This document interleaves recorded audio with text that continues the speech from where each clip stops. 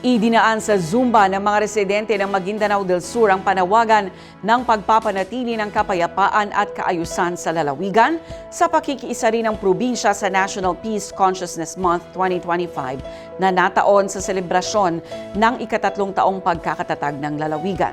Ang Partners in Peace and Progress story mula kay Jen Garcia.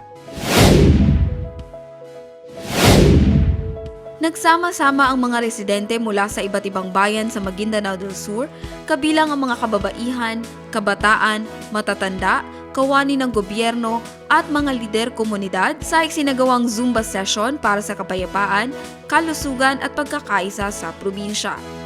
Ang Zumba for Peace, Fostering Unity, Wellness and Harmony in Maguindanao del Sur ay hindi lamang umano nagtaguyod ng pisikal na kalusugan, kundi naghatid din ng makapangyarihang mensahe ng kapayapaan at pagkakaisa.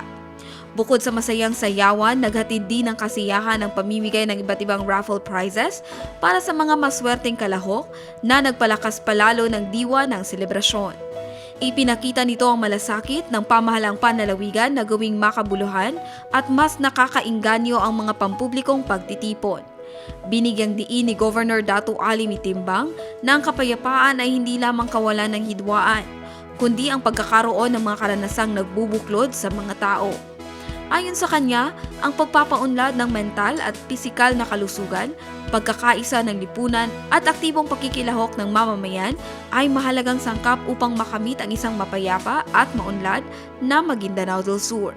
Sa pamamagitan ng mga inisyatibang gaya ng Zumba for Peace, ipinapakita ng pamahalang panlalawigan ang patuloy na advokasya para sa inklusibong kapayapaan at kalusugan habang isinusulong ang isang mas masigla, masaya at higit na nagkakaisang komunidad.